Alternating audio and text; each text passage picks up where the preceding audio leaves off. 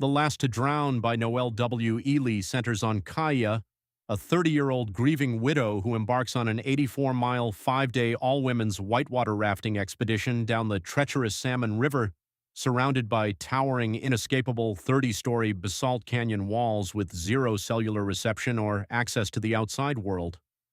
Kaya had originally booked the wilderness trip to celebrate her and her late husband Parker's joint 30th birthdays, but after Parker tragically died pinned inside a subterranean cave passage during a caving accident,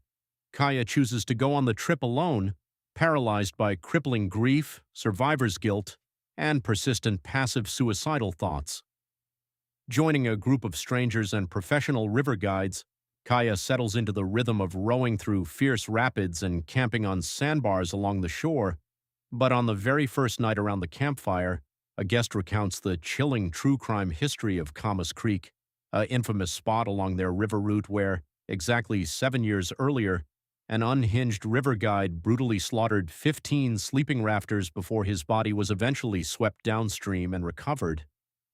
As the group pushes deeper into the isolated wilderness with no turnaround point, small, unnerving anomalies escalate into full-blown sabotage. Food supplies vanish from camp, heavy coolers are intentionally drained and destroyed, a raft mysteriously capsizes in calm water, and terrified screams echo across the canyon in the middle of the night.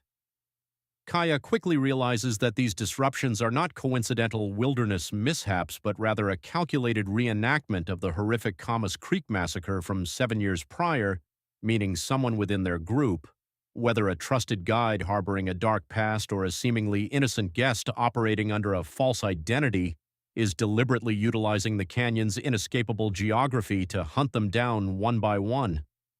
Trapped between roaring Class 5 whitewater rapids and sheer rock faces, the survivors are thrown into a desperate fight for survival as paranoia fractures the group, trust evaporates, and members are systematically targeted and killed. When the killer's true identity and deep personal connection to the original massacre are finally unmasked, Kaya is forced to confront both the physical monster hunting her in the dark and her own internal desire to let the river take her.